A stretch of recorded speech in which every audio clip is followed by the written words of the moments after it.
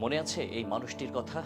হাঙর নদী গ্রেনেড সিনেমার সহজ সরল বোবা সেই ছেলে, অপর দুই মুক্তিযোদ্ধা ছেলেকে বাঁচাতে মা যাকে উৎসর্গ করেছিল পাক হানাদার বাহিনীর সামনে।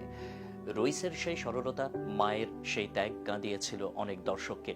সেই সিনেমায় রইস চরিত্রে অভিনয় করে দর্শক হৃদয়ে জায়গা করে নিয়েছিলেন যে অভিনয় শিল্পী, তার নাম বিজয় চৌধুরী। বিজয় চৌধুরী দক্ষিণ বাড্ডার সন্তান। 1996 সালে সালমা চৌধুরীকে বিয়ে করেন বিজয়।